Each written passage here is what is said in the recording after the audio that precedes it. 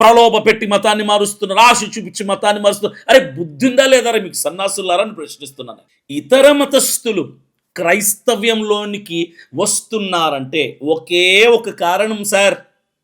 క్రైస్తవుల దగ్గర ఉన్న ప్రేమ, క్రైస్తవులు చేస్తున్న సేవ, క్రైస్తవ దేవుని మీద ఉన్నటువంటి నమ్మకం. ఇది గుర్తుపెట్టుకోండి.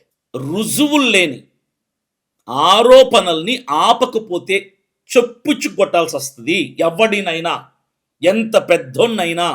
ఎందుకంటే ఇది చాలా తప్పు. క్రైస్తవుల మీద పడి ఏడవండి ఎప్పుడు ఎవిడెన్స్ ఉంటే.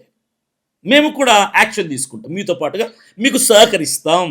పలానా పాస్టరు బలవంతంగా మతాన్ని మార్చినట్టుగా మా దగ్గర ఎవిడెన్స్ ఉందని చెప్పండి, నేను కూడా మీకే సపోర్ట్ చేస్తాను సార్. మా పాస్టర్ కదా, మా చర్చి కదా, మా కమ్యూనిటీ కదా అని చెప్పి నేను వెనకేసుకుని రాను. ఎందుకంటే బలవంతంగా మత మార్పిడి, ఆశ చూపించి మత మార్పిడి, డబ్బులు ఇచ్చి మత మార్పిడి, బహుమానాలు ఇచ్చి మత మార్పిడి, ప్రలోభ పెట్టి మత మార్పిడి తప్పు.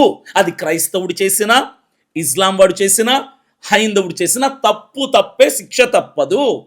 రుజువులు లేని ఆరోపణలు చేస్తే మాత్రం, మత సామరస్యాన్ని చెడగొట్టి మతాల మధ్యలో చిచ్చు పెట్టి రచ్చ చూసే ప్రయత్నం చేస్తే మాత్రం తొక్క తీసి డోలు కట్టాల్సి వస్తుంది. అది విజయసాయి రెడ్డి అయినా ఎవడైనా కూడా.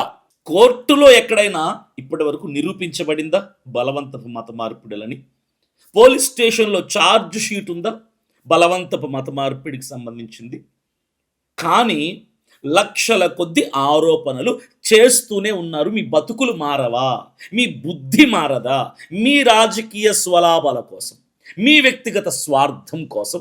మరి మైకు చేతిలో ఉందని చెప్పి ట్విట్టర్లో, ఫేస్బుక్లో, యూట్యూబుల్లో, వేదికల మీద ఇష్టం వచ్చినట్టు మాట్లాడి మీరు నాయకులు ఎలా అవుతారా? సేవకులు ఎలా అవుతారు ప్రజలకి? ప్రజాసేవకుడు, ప్రజానాయకుడు అంటే వీడు ఈ కులం, వీడు ఆ మతం అని చూసేవాడు నాయకుడు ఎప్పటికీ కాదు. అన్ని మతాల, అన్ని కులాల సమ్మేళమే భారతదేశం. ఈ భారతదేశం ఇప్పటికే ముక్కలు ముక్కలు అయిపోతుంది ఫూల్స్. ఇంకా ఈ భారతదేశాన్ని ముక్కలుగా విడగొట్టి మీ స్వలాభాల కోసం ఎంత నాశనం చేసే ప్రయత్నం చేస్తున్నారు మీరు.